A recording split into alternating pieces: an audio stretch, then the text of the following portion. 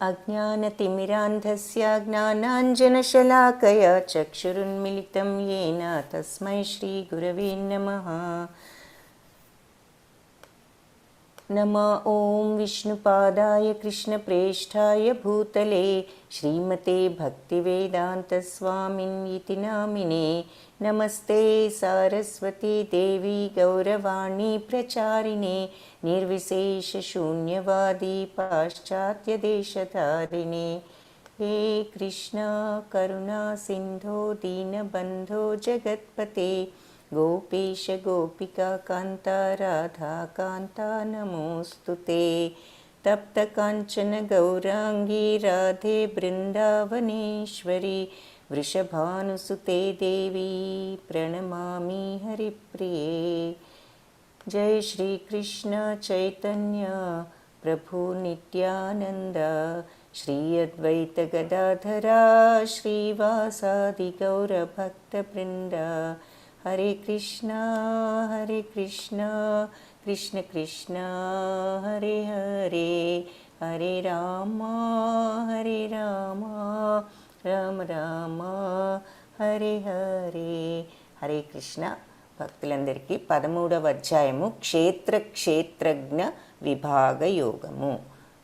ఇది ఇక్కడ క్షేత్రం అంటే ఏమిటి, క్షేత్రజ్ఞుడు అంటే ఎవరు అన్నది ఈ అధ్యాయంలో చూస్తాము. ఇది అర్జునుడి యొక్క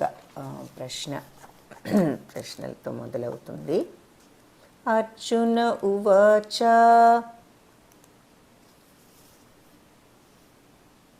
ప్రకృతిం పురుషం చైవ క్షేత్రం క్షేత్రజ్ఞమేవ చ ఏతద్వేదితుం ఇచ్ఛామి జ్ఞానం జ్ఞేయం చ కేశవ. ప్రకృతి, పురుషం, ఇంకా మరియు క్షేత్రము, క్షేత్రజ్ఞుడు, ఇవన్నీ ఏమిటి, ఇవన్నీ కూడా ఏమిటి అని తెలుసుకోవాలని నాకు ఉన్నది కోరికగా. జ్ఞానము జ్ఞేయము కూడా ఏమిటి అని తెలుసుకోవాలని అనుకుంటున్నాను అని అర్జునుడు ఇక్కడ అడిగాడు.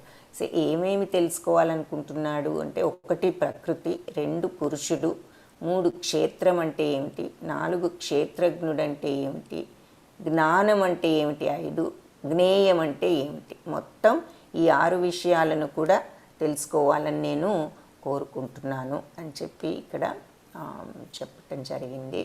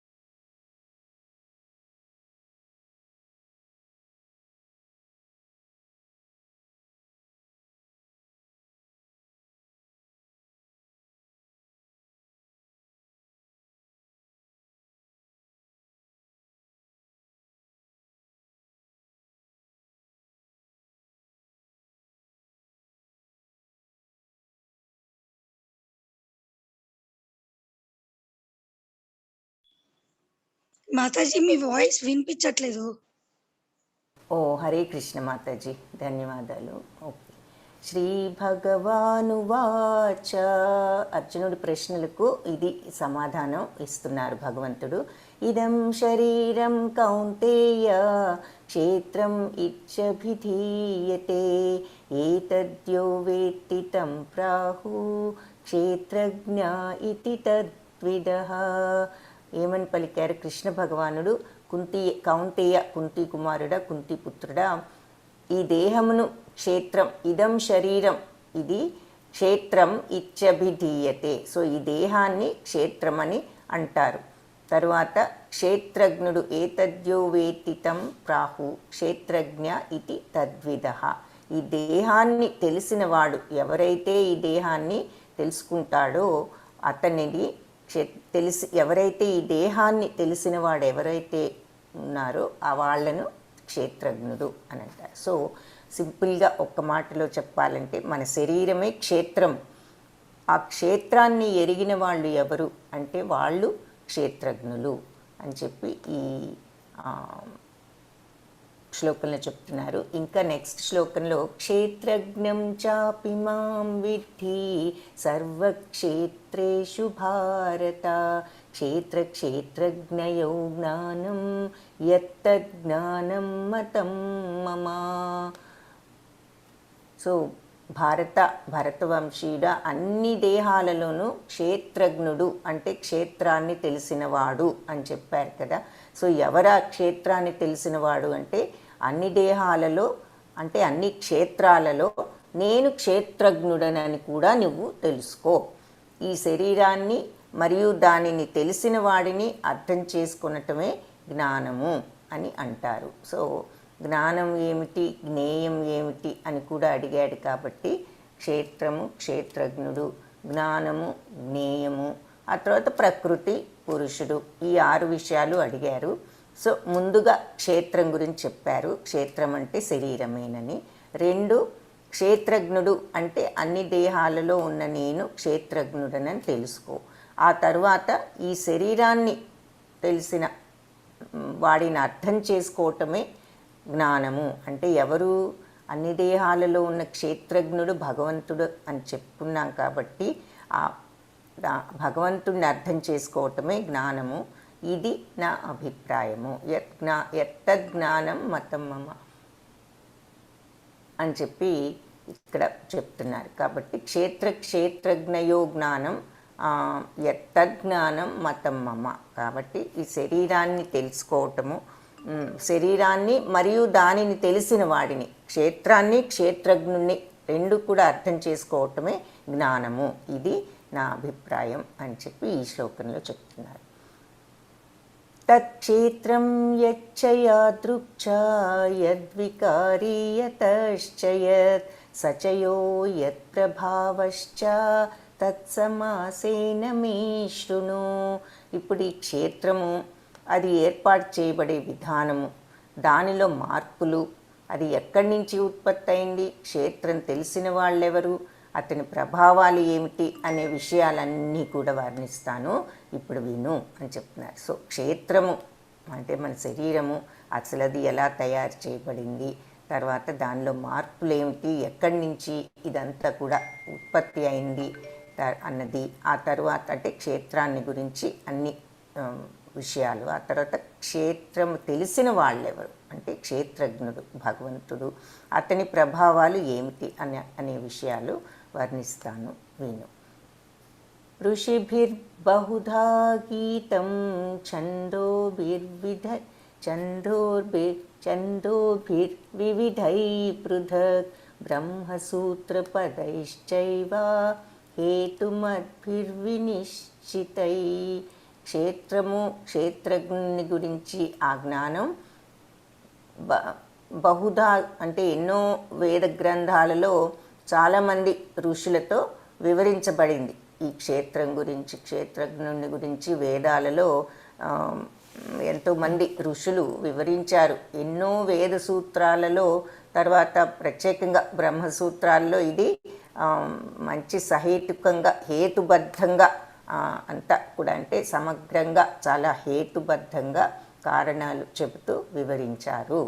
ఏది? క్షేత్రం గురించి, క్షేత్రజ్ఞుని గురించి ఆ జ్ఞానం వీటన్నిటిలో కూడా వివరించబడింది అని చెప్పారు.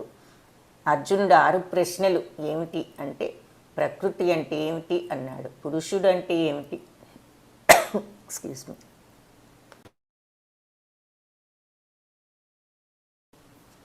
తర్వాత జ్ఞానం అంటే ఏమిటి, తర్వాత క్షేత్రం అంటే ఏమిటి అంటే శరీరం, క్షేత్రజ్ఞుడు క్షేత్రాన్ని తెలిసినవాడు, ఆ తర్వాత జ్ఞానము, ఈ క్షేత్రము క్షేత్రజ్ఞుని గురించి తెలుసుకోవటమే జ్ఞానము. జ్ఞేయము అంటే జ్ఞానము యొక్క లక్ష్యము ఏమిటి అన్నది జ్ఞేయము. సో ప్రకృతి అనేది, ప్రకృతి పురుషుడు అంటే ఎవరు, భోక్త, భగవంతుడు. అన్ని భోక్తారాం యజ్ఞ తపసాం, అన్ని యజ్ఞ తపస్సులకు చరమభోక్తను అంటే ఏ పని చేసినా అది యజ్ఞమే కాబట్టి అన్ని పనులకు భోక్త భగవంతుడే. కాబట్టి పురుషుడు అంటే భోక్త అయినటువంటి భగవంతుడు.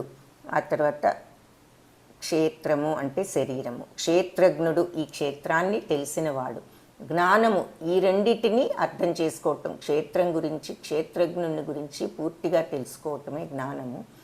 జ్ఞేయము అంటే జ్ఞానం యొక్క లక్ష్యం ఏమిటి అంటే ఆ భగవంతుణ్ణి చేరుకోవటం, అది జ్ఞేయం, జ్ఞానం యొక్క లక్ష్యం.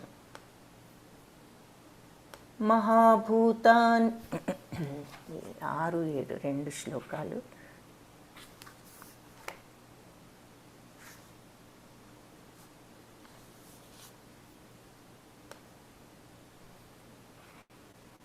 మహాభూతాన్యహంకారో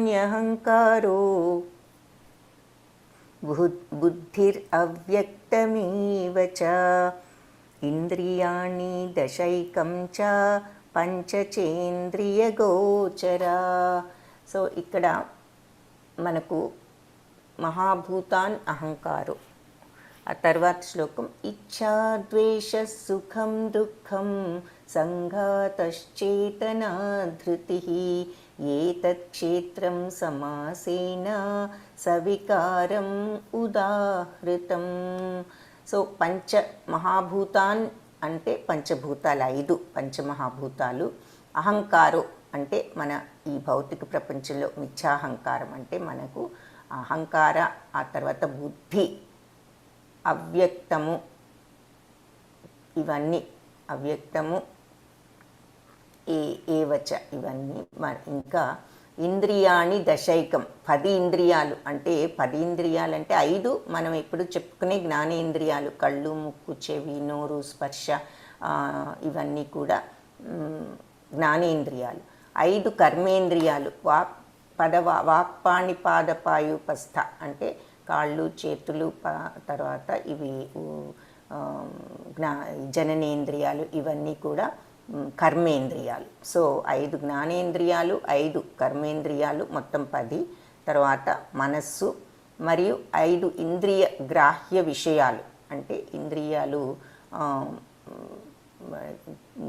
గ్రహించే విషయాలు అంటే శబ్ద, రూప, స్పర్శ, రసగంధ, ఇవన్నీ కూడా ఈ చెవి, ముక్కు, నోరు వీటన్నిటికీ ఏమి గ్రహిస్తాయి అంటే చెవి శబ్దాన్ని, కన్ను రూపాన్ని, రస అంటే టేస్ట్ని, నోరు గంధ, ముక్కు వాసనను, గంధ అంటే వాసన, సో ముక్కు వాసనను, ఇవన్నీ కూడా ఇంద్రియ గ్రాహ్య విషయాలు.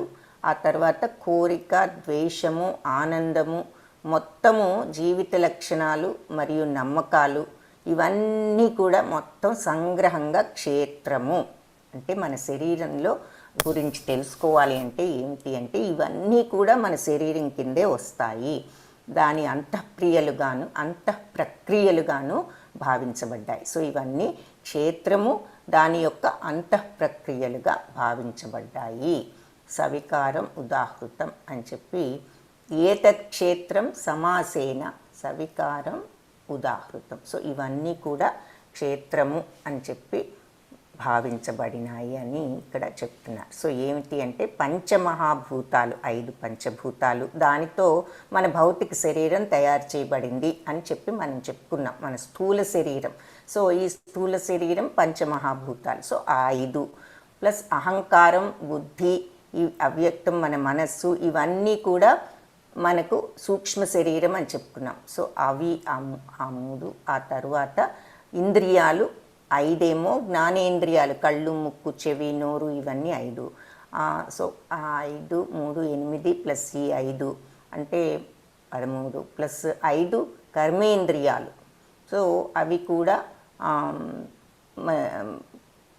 వాక్పాణిపాదపాయుపస్థ అని చెప్పుకున్నాం అవి. ఆ తర్వాత మనస్సు, ఇవన్నీ కలిపి ఆ తర్వాత ఇంద్రియ గ్రాహ్య విషయాలు, తర్వాత కోరిక, ద్వేషము, ఆనందము, మొత్తము జీవిత లక్షణాలు, ఇవన్నీ కూడా ఏమిటంటే మన యొక్క స్వభావం. సో ఇవన్నీ కలిపి సంగ్రహంగా క్షేత్రము అని చెప్పి అంటారు. క్షేత్రము ప్లస్ దాని అంతఃప్రక్రియలుగా భావించబడ్డాయి అని చెప్పి ఈ శ్లోకంలో వివరిస్తున్నారు. సో పంచమహాభూతాలు ఏమిటి అన్నది మళ్ళీ ఒక్కసారి ఇక్కడ ఇవి వివరంగా చూద్దాం. భూమి, నీరు, అగ్ని, వాయువు, ఆకాశము.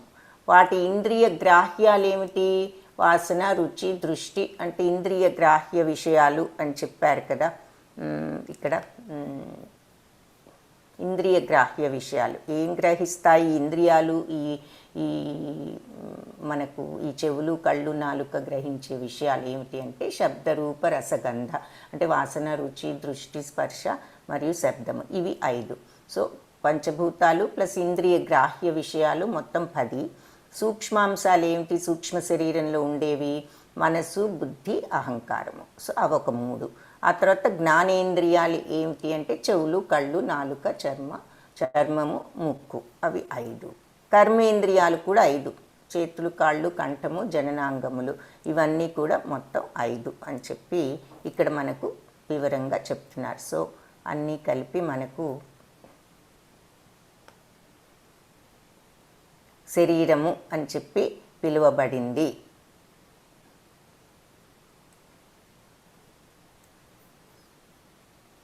ఇక్కడే అదే విషయం ఇంగ్లీష్లో మళ్ళీ చూపిస్తున్నారు. పంచభూతాలు, తర్వాత మన యొక్క జ్ఞానేంద్రియాలు, ఆ తర్వాత ఇవి కర్మేంద్రియాలు, ఆ తర్వాత ఇంద్రియ గ్రాహ్య విషయాలు, ఆ తర్వాత మనస్సు, బుద్ధి, అహంకారము, అవ్యక్తము, ఇవన్నీ కలిపి మొత్తం 24 కూడా మన శరీరం అని చెప్పబడ్డాయి అని చెప్పి ఇక్కడ మళ్ళీ వివరిస్తున్నారు. 6, 7 శ్లోకాలలో ఈ విషయాలను మనకు వివరించటం జరిగింది ఈ 13వ అధ్యాయంలో. తరువాత జ్ఞానం అనేది ఇప్పుడు క్షేత్రం గురించి మనం క్లియర్గా ఇక్కడ చూసాం. శరీరంలో ఏమేమి ఉన్నాయి అనేది మనకు అన్నీ కూడా ఇక్కడ వివరంగా వివరించారు. ఆ తరువాత జ్ఞానం అంటే ఏమిటి అన్న విషయం ఇక్కడ వివరించారు. సో అది చూద్దాము. జ్ఞానం యొక్క అంశాలు ఏమిటి అంటే వినయం, గర్వం లేకుండా ఉండటం, అహింస, ఓర్పు, సరళత, మంచి ఆధ్యాత్మిక గురువును ఆశ్రయించుకోవటం, పరిశుభ్రత అంటే అంతర్పరిశుభ్రత, బాహ్య పరిశుభ్రత 2. బయట పరిశుభ్రత ఎలాగూ ఉండాలి, ఆ లోపల పరిశుభ్రత కూడా అంతే ముఖ్యం. ఇంకా ముఖ్యం అంటే చిత్తశుద్ధి, మనస్సును శుభ్రంగా శుద్ధిగా ఉంచుకోవటం. పరిశుభ్రత అంటే 2 వస్తాయి. స్థిరత్వము తర్వాత అంటే స్థిరంగా మనము బుద్ధిని నెలకొల్పటం, అలా ఉండగలగటం, చంచలంగా ఉండకుండా స్థిరత్వంతో ఉండటం. ఆత్మనిగ్రహం, ఆ స్థిరత్వం ఉంటేనే ఆత్మనిగ్రహం వస్తుంది. ఇంద్రియ భోగ వస్తువులను త్యజించటము అంటే భోగ వస్తువులు మన కళ్ళకు కనిపించేవన్నీ కూడా భోగ వస్తువులే, మనల్ని ప్రలోభ పెట్టేవి. వాటిని మనము ఆ ప్రలోభాన్ని నుంచి తప్పించుకోవటమే త్యజించటం అంటే అర్థము. మిథ్యా అహంకారము లేకపోవటము, మనకి ఈ భౌతిక అహంకారం అనేది లేకుండా వినయంగా ఉండగలగటము. జన్మ మృత్యు జరా వ్యాధుల దోషాన్ని గుర్తించటం. సో మనము ఈ జన్మ అనేది ఎత్తితే ఇక్కడకు ఈ భౌతిక ప్రపంచంలో ప్రతి జీవికి కూడా ఈ జన్మ, మృత్యువు, జర అంటే ముసలితనం, వృద్ధాప్యం, వ్యాధి, ఏదో ఒక డిసీజ్, ఇవన్నీ కూడా తప్పనిసరి. కాబట్టి ఈ విషయాన్ని ఎవరైతే అర్థం చేసుకుంటారో, ఎవరైతే అనుభవం అంటే ఎవరైతే నిజంగా అర్థం చేసుకుంటారో అది గుర్తించటము, ఆ తర్వాత నిర్లిప్తత అంటే ఏమీ కూడా ఉద్వేగాలు, మనం నిన్న కూడా చూసాం, ఉద్వేగాలు భావావేశాలు లేని వాళ్ళు నాకు ప్రియులు అని. వెంటనే రియాక్ట్ అయిపోయి ఎవరైనా ఏదన్నా అంటే మనకు కోపం రావటము, లేదంటే అన్ని విషయాల్లో కూడా ఒకే రకంగా సమతుల్యంగా ఉండగలగటం నిర్లిప్తత అంటే ఇక్కడ అర్థం. తర్వాత బంధాల నుంచి విముక్తి అంటే వెంటనే మన ఫ్యామిలీని వదిలేసి వెళ్ళిపోవాలా అనే క్వశ్చన్ వద్దు. అంటే ఏమిటి అంటే మనం ఏ రకంగా స్వధర్మాన్ని చేయాలన్నది ముందే చెప్పారు కాబట్టి ఆ విషయం గురించి మనం ఆలోచించక్కర్లేదు. మన ధర్మాన్ని మనం నిర్వర్తించాలి, గృహస్థ ధర్మాన్ని. మనం గృహస్థాశ్రమంలో ఉన్నాం కాబట్టి. కాకపోతే దానికి కూడా స్టేజెస్ అనేవి ఉన్నాయి. బాల్యము, గృహస్థు, ఆ తర్వాత వానప్రస్థము, సన్యాసము అని చెప్పారు. వానప్రస్థం అంటే మన బాధ్యతలన్నీ తీర్చుకునేటటువంటి సమయం. ఆ తర్వాత అన్నీ కూడా తీర్చుకున్నాక సన్యాసం. అప్పుడు మనము ఈ భక్తి మార్గంలో భగవంతుణ్ణి మన యొక్క ఈ జన్మ యొక్క గమ్యం ఏమిటి అన్నది తెలుసుకోవాలి. జన్మ యొక్క గమ్యం మనము ఈ జనన మరణ చక్రం నుంచి తప్పించుకుని మోక్షాన్ని, భగవంతుడి యొక్క పరమపదాన్ని పొందటమే అని చెప్పి ఇంతకుముందు కూడా చెప్పుకున్నాము. కాబట్టి ఈ జన్మ మృత్యు జరా వ్యాధుల దోషాన్ని గుర్తించటం, నిర్లిప్తత, తర్వాత బంధాల నుంచి విముక్తి, సుఖ దుఃఖ సందర్భాలలో సమచిత్తం, సుఖంలో అయినా దుఃఖంలో అయినా ఒకే రకంగా ఉండగలగటం. నా యోడ భగవంతుడి మీద నిరంతరమైన విశుద్ధ భక్తి, విశేషమైన శుద్ధ భక్తి, విశుద్ధ భక్తి, ఏకాంత ప్రదేశంలో నివసించాలని కోరుకోవటం. అంటే ఏకాంత ప్రదేశంలో అంటే మనకు భగవంతుడి పట్ల మనస్సు మరల్చుకోవటానికి ఏకాంత ప్రదేశం అంటే మనస్సును, మనం నలుగురిలో ఉన్నప్పటికీ కూడా మనస్సును అటువైపు మరల్చుకోగలగటం. జనసామాన్యం పట్ల విరక్తి ఉన్నా కూడా అన్నీ మనం చేయాల్సిన పనులు చేస్తూ ఆ రాగ ద్వేషాలను పెంచుకోకుండా ఉండగలగటము. స్వీయ సాక్షాత్కారం యొక్క ప్రాముఖ్యతను అంగీకరించటం. సో స్వీయ సాక్షాత్కారం, ఆత్మని తెలుసుకోగలగటం, భగవతత్వాన్ని తెలుసుకోగలగటం ఎంత ముఖ్యమో అన్నది తెలుసుకోవటం. ఎందుకంటే అది మన జీవిత ధ్యేయం.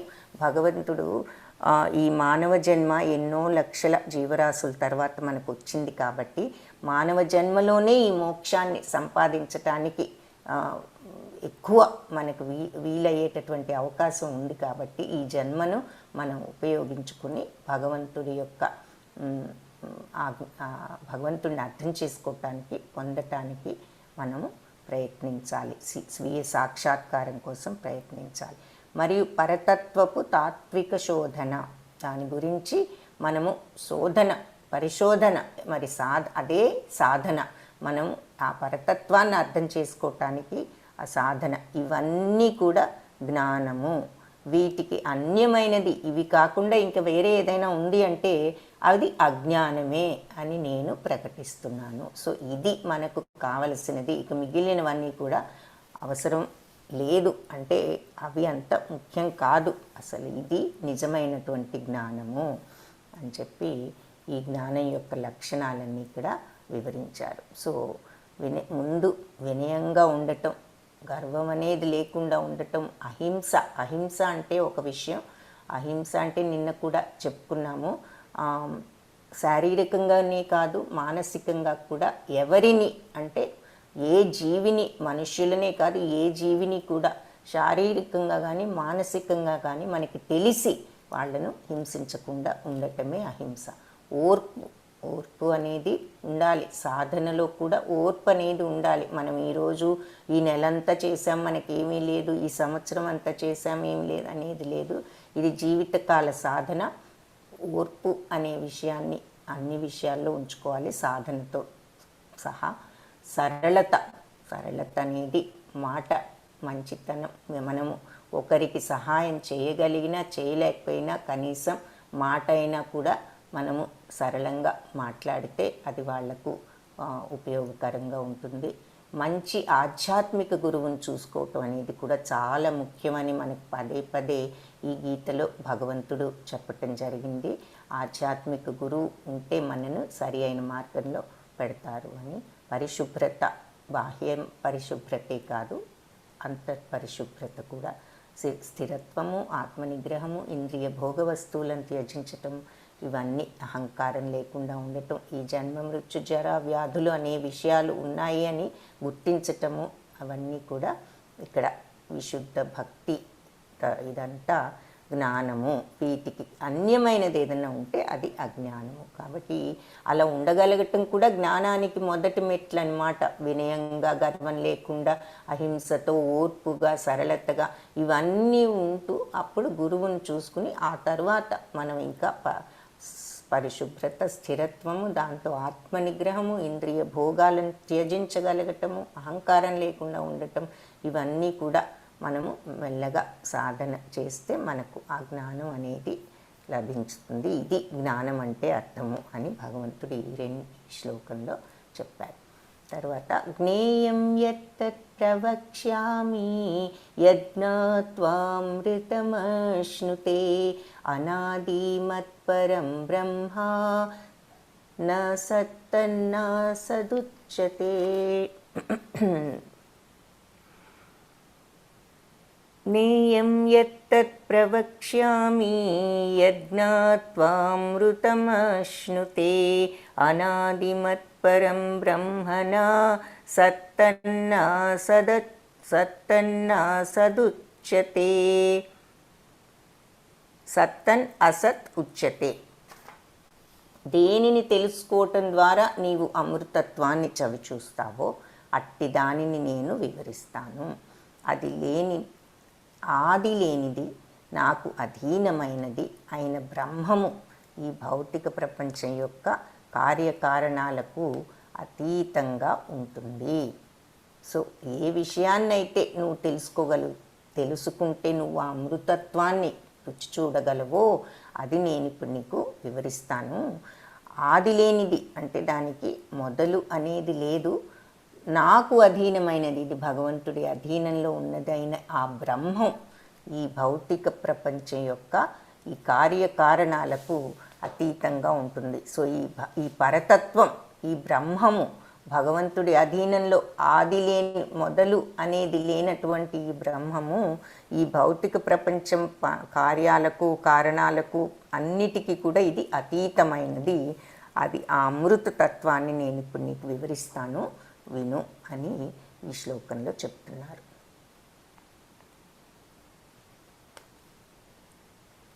సర్వతః పాణిపాదం తత్ సర్వతోక్షిశిరోముఖం సర్వతః శృతిం అల్లోకే సర్వమావృత్య తిష్టతి. సర్వత్రా ఆయన పాణిపాదం, చేతులు, పాదాలు, తత్సర్వతోక్షి శిరోముఖం, తర్వాత ఆయన కన్ను, సర్వత్రా కన్నులు, తర్వాత శిరము, శిరస్సులు, ముఖములు మరియు చెవులు అన్నీ కూడా ఉన్నాయి. సర్వతః శృతిం అల్లోకే, సో చెవులు కూడా ఉన్నాయి. సర్వమావృత్య తిష్టతి, ఆ విధంగా పరమాత్మ జగత్తంతలో కూడా స్థిరపడి ఉన్నారు. తిష్టతి అంటే స్థిరపడి ఉన్నారు. కాబట్టి ఈ సర్వత్రా ఆయన యొక్క చేతులు, పాదాలు, తర్వాత కన్నులు, శిరస్సు, ముఖములు, ఆయన చెవులు అన్నీ కూడా ఉన్నాయి భగవంతుడివి, సర్వత్రా వ్యాపించి ఉన్నాయి. ఈ చిత్రంలో కొంతవరకు మనకు ఆ విషయాన్ని చూపించడానికి చిత్రకారులు ప్రయత్నిస్తున్నారు. భగవంతుడి యొక్క చేతులు, ఆయన యొక్క పాదాలు, ఆయన కళ్ళు, ఆయన శిరస్సులు, ఆయన ముఖాలు, అన్ని చెవులు అంతా కూడా వ్యాపించి ఉన్నాయి. ఈ విధంగా ఈ పరమాత్మ మన జగత్తంతా కూడా ఆయన వ్యాపించి ఉన్నారు అని మనం ఈ శ్లోకంలో అర్థం. సర్వేంద్రియా గుణాభాసం సర్వేంద్రియా వివర్జితం అసక్తం సర్వభృచ్చైవ నిర్గుణం గుణభోక్తృ చ. సో ఇక్కడ ఇంకా దాని గురించి ఆ బ్రహ్మం యొక్క లక్షణాల గురించి ఇంకా వివరిస్తున్నారు. ముందుగా ఏం చెప్పారు, అసలు ఇదంతా అసలు ఈ అమృత తత్వం ఏమిటో నీకు వివరిస్తాను. అమృత తత్వం అంటే అది ఆది లేనిది, నా అధీనంలో ఉన్నది, ఈ భౌతిక ప్రపంచంలో ఉన్న ఈ పనులకు కార్యకారణాలన్నిటికీ కూడా అది అతీతమైనది అని చెప్తూ ఎలా ఉంటుంది ఈ బ్రహ్మం అంటే ఏమిటి అంటే సర్వత్రా ఆయన అన్నీ కూడా వ్యాపించి ఉన్నాయి. ఈ జగత్తులో మొత్తము ఆ బ్రహ్మము వ్యాపించి స్థిరపడి ఉన్నది. తిష్టతి, అన్ని చోట్ల స్థిరపడి ఉన్నది అని ముందుగా చెప్పారు. ఆది లేనిది, తర్వాత నా అధీనంలో ఉన్నదని ముందు చెప్పి తర్వాత అది ఎలా ఉంటుంది అంటే మొత్తం అంతా కూడా వ్యాపించి ఉంది. కానీ ఈ భౌతిక ప్రపంచపు కార్యకారణాలన్నిటికీ అది అతీతమైనది. ఇవన్నీ కూడా దానికి ఏమి ఎఫెక్ట్ అనేది, ప్రభావం అనేది వాటి మీద ఉండదు అంటే త్రిగుణాతీతము అని చెప్తున్నారు. అంటే సత్వరజ, భౌతిక ప్రపంచంలో ఉన్నది సత్వరజ తమో గుణాలు కాబట్టి వాటికి ఇది అతీతము అని ఇక్కడ అర్థం చేసుకోవాలి. సో ఇంకా ఏమిటి బ్రహ్మం ఎలా ఉంటుంది ఇంకా చెప్తున్నారు. సర్వేంద్రియ గుణాభాసం సర్వేంద్రియ వివర్జితం అసక్తం సర్వభృచ్చైవ నిర్గుణం గుణభోక్తృ చ. సో పరమాత్ముడు అన్ని ఇంద్రియాలకు కూడా ఈ బ్రహ్మం మూలం అయినప్పటికీ కూడా ఇంద్రియ రహితుడు. వీటన్నిటికీ ఆయనే మూలం అయినప్పటికీ కూడా ఆయన ఇంద్రియాలకు అతీతుడు. అసక్తం సర్వభృచ్చైవ నిర్గుణం గుణభోక్తృ చ. అన్నిటినీ సంరక్షించి పోషించేవాడు అయిన అనాసక్తుడు. ఆయనకు ఆసక్తి అంటే ఇది ఇష్టము అది ఇష్టము అని ఆసక్తి అనేది లేదు. సర్వము కూడా సమానమే. సర్వభృచ్చైవ, అన్నిటినీ కూడా పోషించి అనాసక్తి పరుడు. నిర్గుణం, గుణాలనేవి ఆయనలో సత్వరజతమో గుణాలకు అతీతుడు. అందుకే నిర్గుణుడు, గుణాతీతుడు అని భగవంతుడికి మనం అంటూ ఉంటాము. గుణభోక్తృచ, ఆ తర్వాత ఆ గుణాలకు కూడా ఆయనే ప్రభువు అని చెప్పి ఈ శ్లోకంలో చెప్తున్నారు. సో ప్రకృతి యొక్క పరమాత్ముడు అన్ని ఇంద్రియాలకు మూలము అయినప్పటికీ కూడా ఇంద్రియ రహితుడు. అంటే ఇంద్రియాతీతుడు, ఇంద్రియాలకు అతీతుడు, అన్నింటినీ సంరక్షించి పోషించేవాడు అయిన అనాసక్తుడు, దేని పట్ల కూడా ఆసక్తి అనేది లేనివాడు. ప్రకృతి యొక్క త్రిగుణాలకు అతీతుడు, సత్వరజ తమో గుణాలకు అతీతుడు. అదే సమయంలో ఆ త్రిగుణాలకు మళ్ళీ ఆయనే ప్రభు. అవన్నీ కూడా భగవంతుడి నుంచే ఉద్భవించినాయి, కానీ భగవంతుడిలో అవి లేవు. ఆయన త్రిగుణాలకు అతీతుడు. ఒక ఉదాహరణ చెప్పుకోవాలి అంటే మట్టి నుంచి మనము పాత్రలు తయారు చేస్తాం. పాత్రలలో మట్టి ఉంది, కానీ మట్టిలో పాత్రలు లేవు కదా. పాత్రలు కావాలంటే మట్టి ఉండాలి, కానీ ఆ మట్టిలో ఈ పాత్రలు ఉండవు. మనం అలా అంటే చిన్న ఉదాహరణ. భగవంతుడు సత్వరజ తమో గుణాలను సృష్టించారు, కానీ ఆయనలో ఈ సత్వరజ తమో గుణాలు ఉండవు. అన్నీ కూడా ఆయనలో, మొత్తం సృష్టి అంతా భగవంతుల్లో ఉంది, కానీ ఆయన గుణాతీతుడు అని ఇక్కడ అర్థం. బహిరంతశ్చ భూతానాం అచరం చరమేవ చ సూక్ష్మత్వాత్ తదా విజ్ఞేయం దూరస్థం చాంతికే చ తత్. బహిరంతశ్చ భూతానాం అచరం చరమేవ చ సూక్ష్మత్వాత్ తద విజ్ఞేయం దూరస్థం చాంతికే చ తత్. పరమపురుషుడు కదిలే మరియు కదలని, అచరం చరం అంటే కదలనివి కదిలేవి అన్నిటిలోనూ, బయట లోపల, బహిర్ అంతశ్చ బయట లోపల, అన్ని భూతాలలో అన్ని జీవాలలో, కదిలే వాటిలో కదలని వాటిలో కూడా సూక్ష్మత్వాత్ తద విజ్ఞేయం అతి సూక్ష్మంగా ఉన్నందున అతను చూడటానికి దూరస్థం చాంతికే తద విజ్ఞేయం దూరస్థం చాంతికే చతత్. కాబట్టి అతి సూక్ష్మంగా ఉన్న కారణంగా అతను చూడటానికి లేదా తెలుసుకోవటానికి భౌతిక ఇంద్రియాల శక్తికి మించినవాడు. చాలా దూరంలో ఉన్నప్పటికీ ఆయన అందరికీ చాలా దగ్గరగానే ఉన్నాడు అని చెప్తున్నారు. అంటే భగవంతుడు సూక్ష్మమైన యాటంలో కూడా ఉన్నారు. భగవంతుడు అతి సూక్ష్మంగా ఉన్నందుకు మనం చూడటానికి కానీ తెలుసుకోవటానికి కానీ మన భౌతిక ఇంద్రియాల శక్తికి మించినవాడు. అంటే మన భౌతిక ఇంద్రియాలు ఏమిటి, కళ్ళు ముక్కు చెవి, వీటన్నిటికీ అంత సులభంగా గ్రహించలేని విషయం అది. భగవంతుడు భౌతిక ఇంద్రియాల శక్తికి మించినవాడు. ఆయన బహుదూరంలో ఉన్నప్పటికీ మళ్ళీ అందరికీ కూడా దగ్గరగానే ఉన్నారు అంటూ కొంతవరకు ఆ బ్రహ్మతత్వాన్ని, ఆత్మతత్వాన్ని, పరమాత్మతత్వాన్ని ఇక్కడ వివరించడం జరిగింది.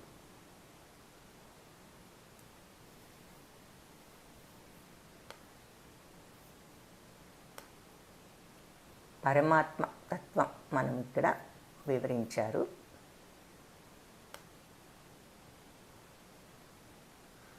ఇక్కడ కూడా ఇంద్రియరహితుడు, అన్నిటినీ పోషించి అనాసక్తుడు, తర్వాత త్రిగుణాలకు అతీతుడు అయిన త్రిగుణాలన్నీ మళ్ళీ ఆయనే ప్రభువు. అంటే ఆయనే మొత్తానికి కూడా సృష్టికి ప్రభువు. తరువాత ఇంకా ఏం చెప్తున్నారంటే ఇప్పుడు మనం చూసింది పరమాత్మ గురించి ఏం చెప్తున్నారు. ప్రతి జీవి లోపల బయట కదలని అన్ని లోపల బయట బహిర్ అంతశ్చ అన్నిట్లోనూ ఉంటారు. సూక్ష్మత్వాత్ తద విజ్ఞేయం. కాబట్టి సూక్ష్మంగా ఉండటం వలన మనము తెలుసుకోలేకపోయినా దూరస్థం చాంతికి చతత్. అంటే అందరికీ దూరంగా ఉన్నా కూడా దగ్గరగా కూడా ఉన్నారు. ఇంకా ఇదంతా కూడా మనము పరమాత్మ, ఆ బ్రహ్మతత్వము అని భగవంతుడు పిలిచారు. అది ఆ విషయం. బ్రహ్మ జ్ఞేయం యత్తత్ ప్రవక్ష్యామి యజ్ఞాత్వామృతమశ్నుతే అనాదిమత్పరం బ్రహ్మ న సత్తన్నా సదుచ్యతే. దేనిని తెలుసుకోవటం ద్వారా నీవు అమృతత్వాన్ని చవి చూస్తావో అట్టి దానిని నేను వివరిస్తాను. అది లేనిదే నాకు అధీనమైనది, ఆది లేనిది నాకు అధీనమైనది అయిన ఈ బ్రహ్మము. అంటే మనందరిలో ఉన్నటువంటి ఈ ఆత్మతత్వము, సచ్చిత్తానంద స్వరూపమైన ఈ ఆత్మతత్వము, ఆ తరువాత పరమాత్మ, ఈ రెండు కూడా మనం అర్థం చేసుకోమని ఇక్కడ భగవంతుడు చెప్తున్నారు.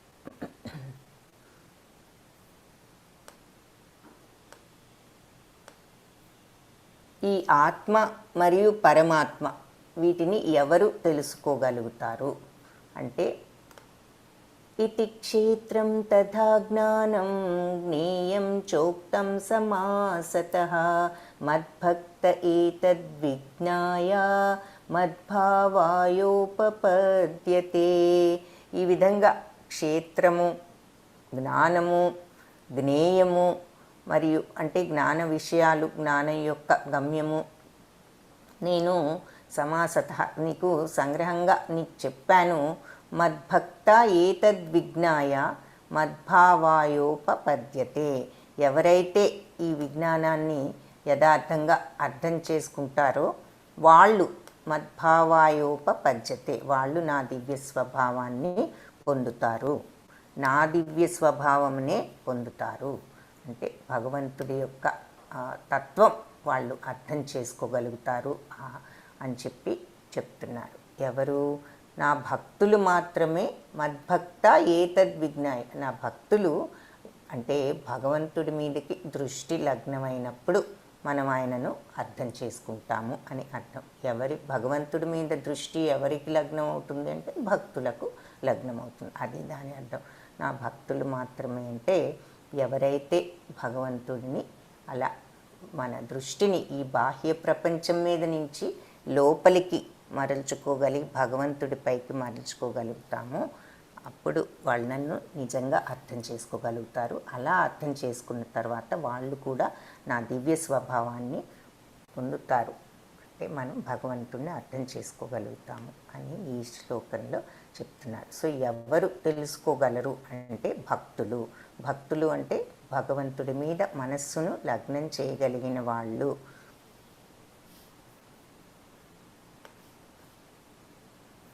ప్రకృతిం, ఇది ముఖ్య శ్లోకము. ప్రకృతిం పురుషం చైవ విద్యనాది ఉభావపి వికారాంశ్చ గుణాంశ్చైవ విద్ధి ప్రకృతి సంభవ.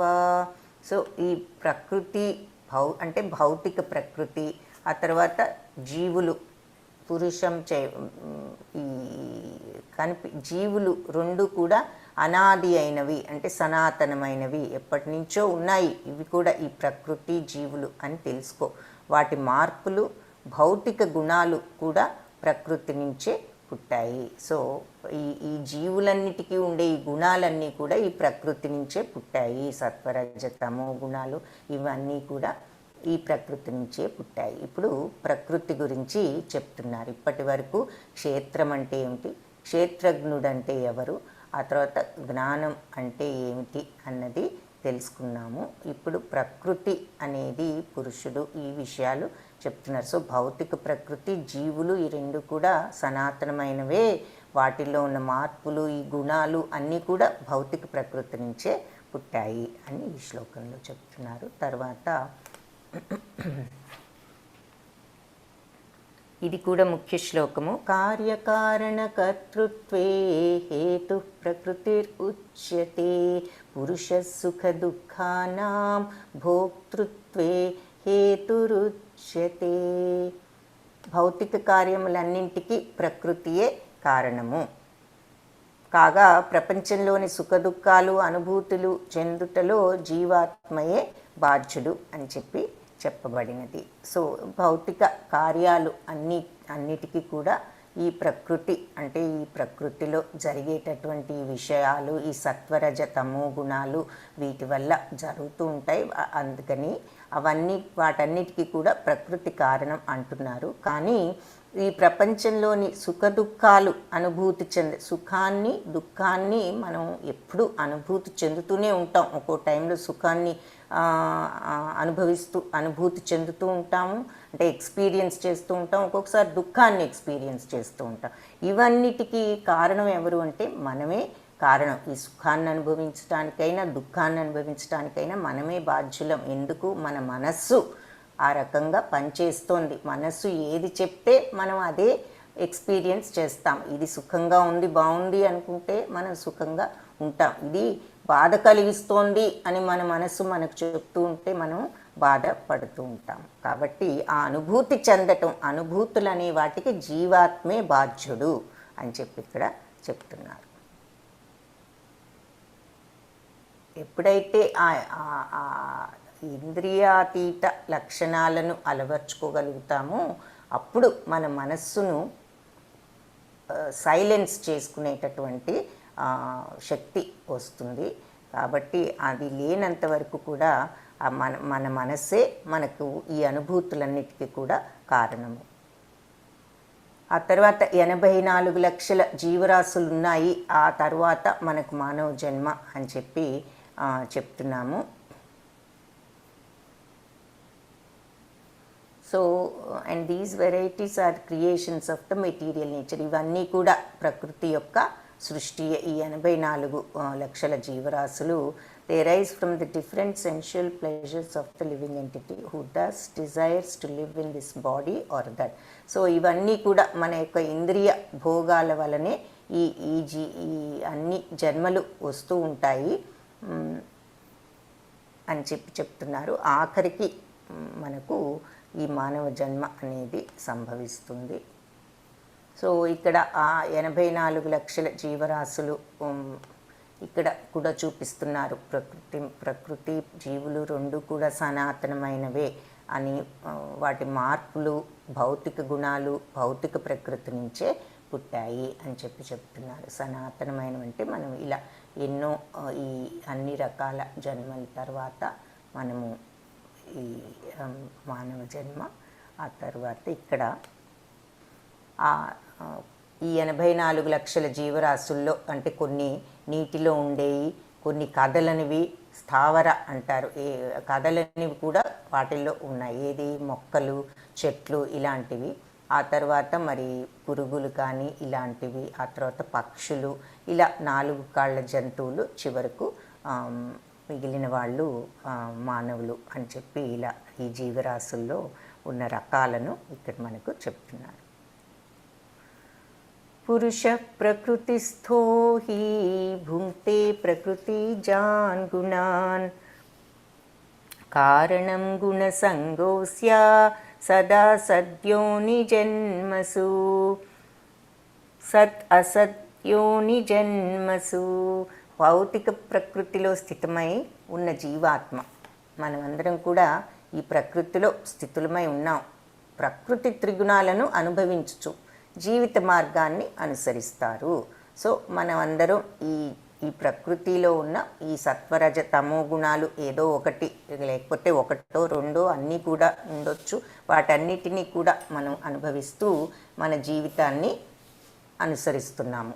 వాటి పట్ల మమకారాసక్తియే జీవాత్మకు ఉన్నత మరియు అధమ జన్మలకు కారణమగును. అంటే వాటి పట్ల ఎంత మమకారం ఉందో, ఏ రకమైన ఆసక్తి ఉందో మనకు దానిని బట్టి మన యొక్క నెక్స్ట్ జన్మ మనకు నిర్ణయం అవుతుంది అని చెప్పి చెప్తున్నాను. యావత్ సంజాయతే కించిత్. జ్ఞాన చక్షువు ఏమిటి అంటే మనం జ్ఞానం అనేది ఏమిటి? యావత్ సంజాయతే కించిత్ సత్వం స్థావర జంగమం క్షేత్రజ్ఞ సంయోగాత్ తద్విద్ధి భరతర్షభ. సో నీవు చూసే ఈ సమస్త యావత్ సంజాయతే కించిత్ సమస్త చరాచర ప్రాణులంతా సత్వం స్థావర జంగమం అంతా కూడా ఈ క్షేత్రము మరి క్షేత్రజ్ఞ సంయోగా ఏమిటి అంటే ఈ సమస్త చూసే ఇటువంటి ప్రాణులు అందరూ కూడా ఈ క్షేత్రము మరియు క్షేత్రజ్ఞుల యొక్క సంయోగా అంటే కలయిక. తద్విద్ధి భరతర్షభ అని నువ్వు తెలుసుకో. విద్ధి అంటే తద్విద్ధి, ఈ విషయాన్ని నువ్వు తెలుసుకో భరతర్షభ అని చెప్పి భరతవంశ శ్రేష్ఠుడా అని ఈ శ్లోకంలో చెప్తున్నారు. ఓ వంశీయులలో శ్రేష్ఠుడా, నీవు చూచే ఈ సమస్త చరాచర ప్రాణులు ఈ క్షేత్రము మరియు క్షేత్రజ్ఞుడు అంటే ప్రతి ప్రాణిలోనూ క్షేత్రము బాడీ ఉంది, క్షేత్రజ్ఞుడు లోపల పరమాత్మ ఆత్మ ఉన్నారు.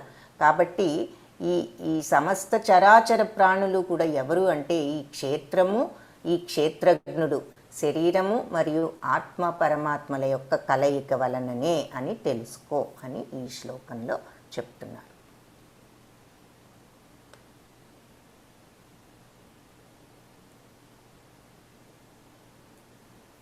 సమం పశ్యన్ హి సర్వత్ర సమవస్థితమీశ్వరం నహి నస్త్యాత్మనాత్మానం తతో యాతి పరాం గతిం. సర్వత్ర సమం పశ్యన్ హి సర్వత్ర, సర్వత్రా కూడా సమంగా ఉన్న పరమాత్మను ప్రతి ప్రాణిలో చూసేవారు. పశ్యన్ సమం పశ్యన్ హి సర్వత్ర సమవస్థితం ఈశ్వరం. అన్ని వాటిల్లోనూ కూడా సమానంగా స్థితమైనటువంటి ఈశ్వరుని, సర్వత్రా అన్నిట్లో సమంగా స్థితమైనటువంటి ఈశ్వరుణ్ణి సమం పశ్యన్ హి సమంగా చూసేటటువంటి వాళ్ళు. నహినస్త్యాత్మనాత్మానం తతో యాతి పరాం గతిం. నహినస్త్యాత్మనాత్మానం, వాళ్ళు మనస్సుచే తమను తాము దిగజార్చుకోరు, తమను తాము దిగజార్చుకోరు. అలాగే తతో యాతి పరాం గతిం, ఆ రకంగా వాళ్ళు పరమగతిని పరమపదాన్ని పొందుతారు. ఎవరు?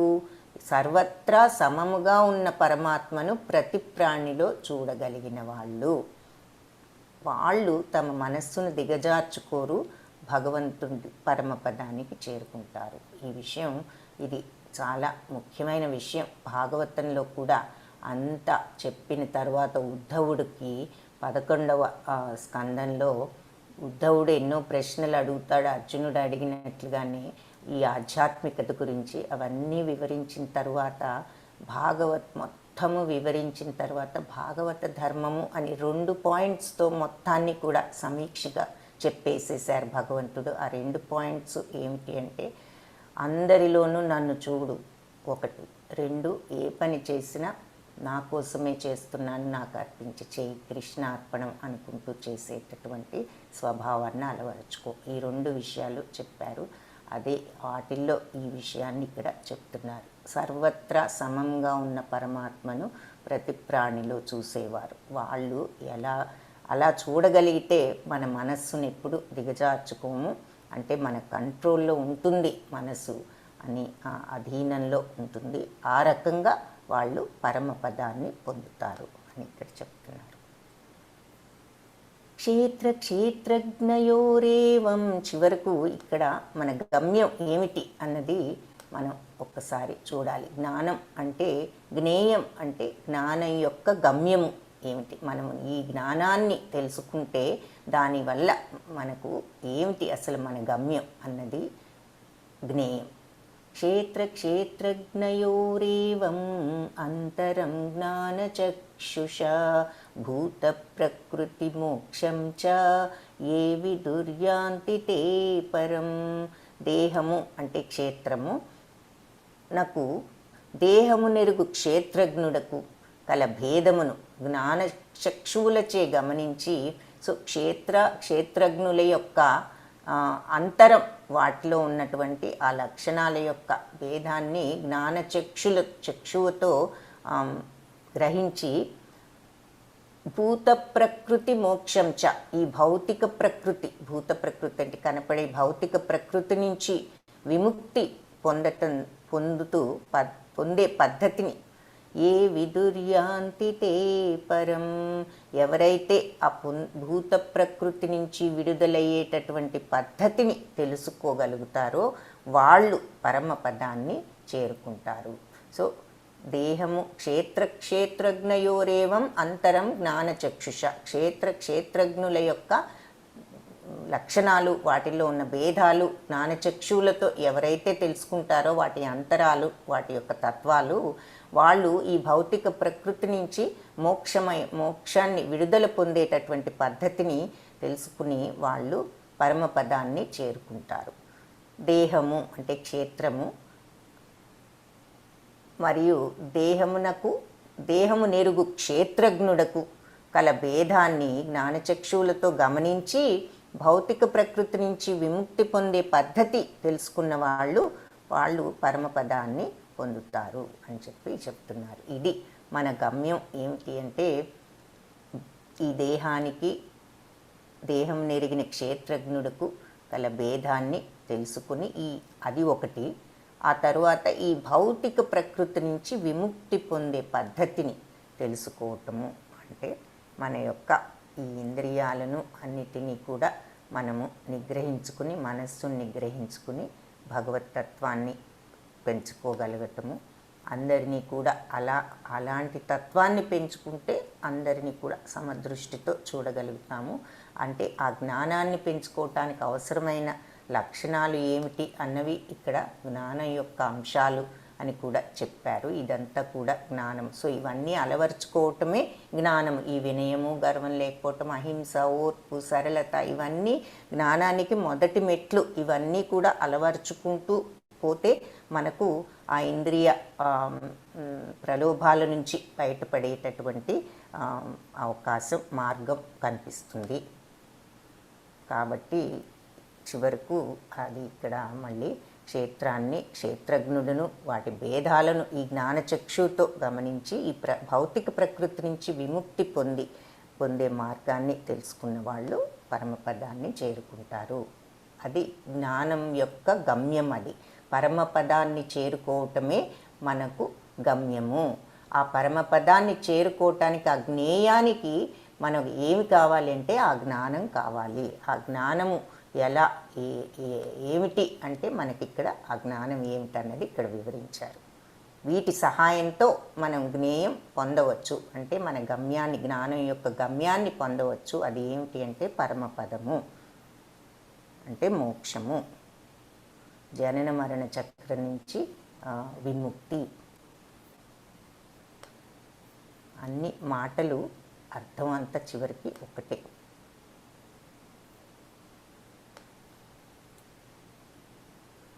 హరే కృష్ణ కృష్ణ కృష్ణ హరే హరే, హరే రామ రామ రామ హరే హరే. కృష్ణం వందే జగద్గురుం.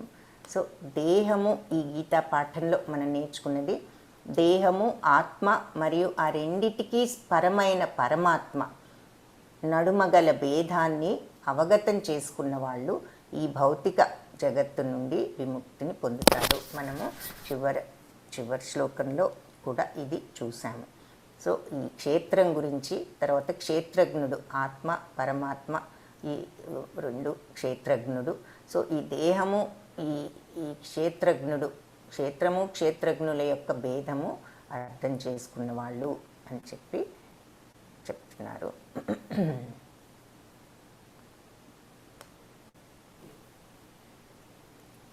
సో అంతటితో మన యొక్క ఈ 13వ అధ్యాయం పూర్తి అయింది. రేపు 14 త్రిగుణాలు, సత్వరజ తమో గుణాలు వింటూ వస్తున్నాము ఇన్ని రోజులు. అది ఏమిటో రేపు వివరంగా, రేపు అధ్యాయం అంతా కూడా ఆ గుణాల గురించే ఉంటుంది. సో రేపు అది మనం చూద్దాం. సో ఇక్కడి నుంచి మనకంతా కూడా ప్రాక్టికల్గా, మనం ఈ జ్ఞానయోగం కాబట్టి మనకి ప్రాక్టికల్గా అవసరమైన విషయాలు ఏమిటి అన్నది చూస్తాం. మనం ఏ రకంగా ఉంటే మనం ఈ జ్ఞేయ మార్గాలలో ఉండగలము అన్నది ఇక్కడి నుంచి మనకు చూడటం మనం జరుగుతుంది. ఇక్కడ వివరంగా ఈ 13వ చాప్టర్లో ఇప్పుడంతా కూడా మనకు చెప్పారు. క్షేత్రం అంటే ఏమిటి, క్షేత్రజ్ఞుడు అంటే ఏమిటి, ఈ విషయాలన్నీ కూడాను ముందు కూడా ఇవన్నీ క్లియర్గా, ఈ గుణాలు ఏమిటి, ఏ గుణాలు ఉండాలి, ఏ గుణాలు ఉండకూడదు, ఇవన్నీ కూడా చాలా చక్కగా ప్రాక్టికల్గా మనం ఉపయోగించుకునే, రోజువారీ జీవితంలో మనం అన్వయించుకునే విషయాలన్నీ ఇప్పుడు రాబోయే 2-3 అధ్యాయాల్లో మనం చూస్తాం. వాంఛాకల్పతరుభ్యశ్చ కృపా సింధుభ్య ఏవ చ పతితానాం పావనేభ్యో వైష్ణవేభ్యో నమో నమః.